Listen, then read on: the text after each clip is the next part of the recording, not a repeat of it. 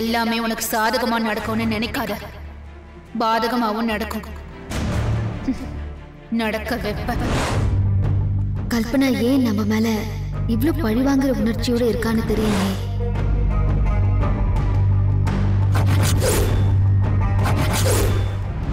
கல்பனா பால்ல விஷம் கலந்திருக்கா. ஒருவேளை நம்மள கொல்லணும்னு நினைக்கிறாளோ? இதுவரைக்கும் நம்மள எதிரியா மட்டுமே பார்த்துட்டு இருந்தவ இப்ப நம்மள கொல்லணும்னு முடிவு பண்ணிட்டாளே. இது அவர்கிட்ட சொல்லலாமா? வேண்டாம் வேண்டாம், அவர்கிட்ட சொன்னா பிரச்சனையை பெருசாக்கிடுவாரு.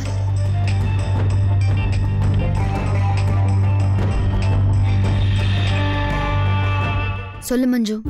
வேதா சொல்லு. என்னாச்சு? ஏன் ஒரு மாதிரி பேசிட்டு இருக்க? அதெல்லாம் ஒண்ணும் இல்ல.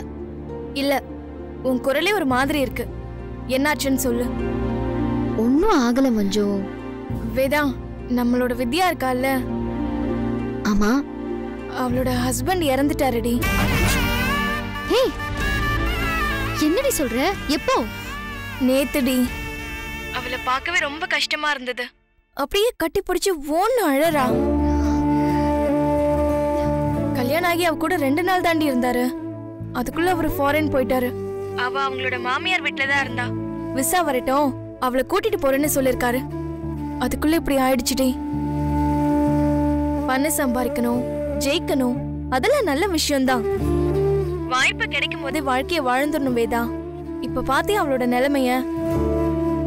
அவளோட வாழ்க்கை இப்படி 2 நாள்ல முடிஞ்சிருச்சு. எப்ப என்ன நடக்கும்னு யாராலையுமே சொல்ல முடியாது வேதா. அத நினைச்சாதான் மனசுக்கு ரொம்ப கஷ்டமா இருக்கு. இத சொல்லணும்னு தான் கால் பண்ண. வேதா, என்ன ஆச்சு உனக்கு? இல்ல, ஒண்ணும் இல்ல. சரி, நான் போனை வைக்கட்டுமா? சரி. பாய்.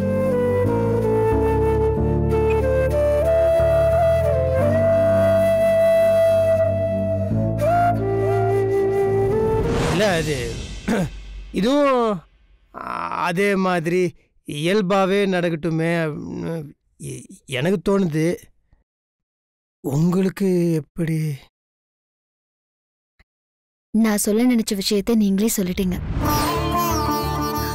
நம்ம மேல அவர் உயிரையே வச்சிருக்காரு. நமக்கு ஏதாச்சும் ஒண்ணு ஆனா அவர் என்ன ஆவாரு? இது வரைக்கும் வாழவே ஆரம்பிக்கல. அதுக்குள்ள ஏதாச்சும் அசம்பாவிதம் நடந்துட்டா? மஞ்சு சொன்ன மாதிரி வாய்ப்பு கிடைக்கும் போது வாழ்ந்துடணும்.